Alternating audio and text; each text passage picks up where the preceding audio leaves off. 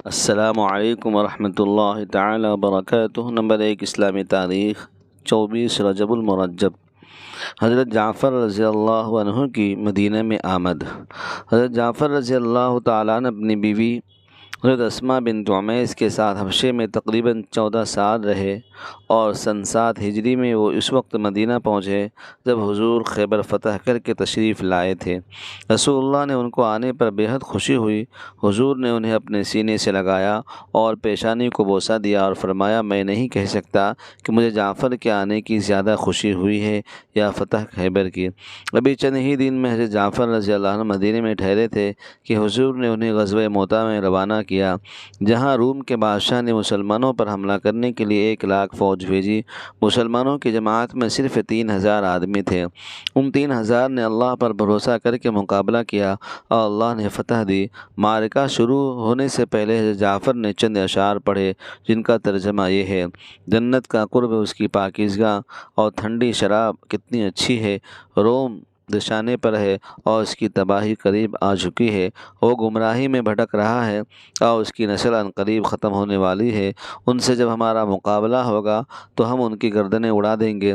غزوہ موطا سن 8 ہجری میں ہوا اور اسی میں حضرت جعفر رضی اللہ عنہ کو شہادت نصیب ہوئی۔ نمبر 2 حضور کا معجزہ، کسریٰ کے حکومت کے متعلق پیشین گوئی۔ حضرت ابن عباس رضی اللہ عنہ فرماتے ہیں کہ جب کسریٰ کے بادشاہ نے رسول اللہ صلی اللہ علیہ وسلم کے خط مبارک کو پھاڑ دیا تو آپ نے پیشین گوئی فرمائی کہ کسریٰ نے خط پھاڑ کر اپنے ملک کو ٹکڑے ٹکڑے کر دیا۔ چنانچہ کسریٰ کی حکومت جو اس وقت سپر پاور سمجھی جاتی تھی، زمانے نبوت ہی میں ٹکڑے ٹکڑے ہو گئی اور حضور کی پیشین گوئی سچ ثابت ہوئی۔ نمبر 3 ایک فرض کے بارے میں، غسل کے لیے تیمم کرنا۔ قرآن میں اللہ تعالیٰ فرماتا ہے، اگر تم بیمار ہو جاؤ یا سفر میں ہو یا تم میں سے کوئی شخص اپنی طبعی ضرورت یعنی پاخانہ پیشاب کر کے آیا ہو یا اپنی بیوی سے ملا ہو اور تم پانی کے استعمال پر طاقت نہ رکھتے ہو تو ایسی حالت میں تم پاک مٹی کا ارادہ کرو یعنی تیمم کر لو۔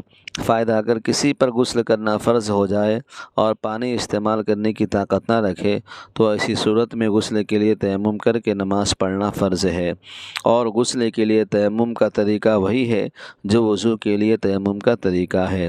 نمبر 4 ایک سنت کے بارے میں، دسترخوان اٹھانے کی دعا۔ رسول اللہ نے فرمایا، جب اپنے دسترخوان کو اٹھا لیتے تو فرماتے، الحمدللہ حمدن کثیرا طیبا مبارکا فیہ غیر مکفین ولا مبدع ولا مستغن عنہ ربنا۔ تمام تعریفیں اللہ کے لیے ہے، ایسی تعریف جو بہت زیادہ پاکیزہ اور بابرکت ہو، نہ اس پر کفایت کی گئی ہو، نہ اسے چھوڑی گئی ہو، نہ اس سے بے پرواہی کی گئی، اے ہمارے پروردگار۔ نمبر 5 ایک اہم عمل کی فضیلت، بیٹی اور بہن کے ساتھ بھلائی کرنے والا۔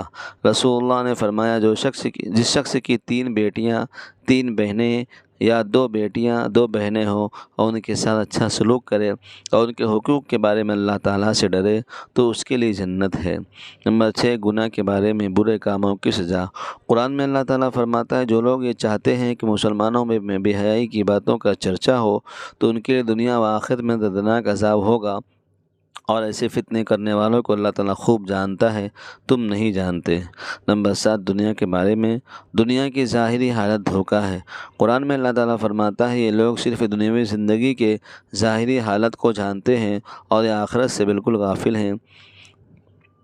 انہیں پتہ نہیں کہ اس کے بعد دوسری زندگی آنے والی ہے اور وہ ہمیشہ دنیا میں ہمیشہ رہیں گے، لہٰذا دنیا میں لگے رہنے کے بجائے آخرت کی تیاری میں مشغول رہنا چاہیے۔ سورہ روم۔ نمبر 8 آخرت کے بارے میں، دوزخ کے سانپ۔ رسول اللہ نے فرمایا، دوزخ میں بڑی لمبی گردنوں والے اونٹوں کے برابر سانپ ہے، ان میں سے ایک سانپ ڈسے گا تو دوزخی 40 سال تک اس کی جلن محسوس کرے گا۔ نمبر 9 طب نبوی سے علاج، رائے کے فوائد۔ رسول اللہ نے فرمایا، تم لوگ رائے کو استعمال کیا کرو کیونکہ اس میں اللہ تعالیٰ نے ہر بیماری سے شفا رکھی ہے۔ فائدہ: رائے کا تیل بالوں میں مضبوطی پیدا کرتا ہے اور اس کی سفیدی کو روکتا ہے اور جلد میں نرمی پیدا کرتا ہے۔ نمبر 10 نبی صلی اللہ علیہ وسلم کی نصیحت۔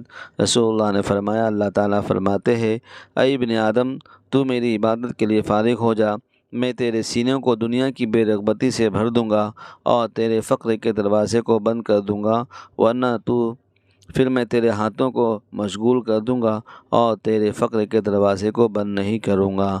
ترمذی۔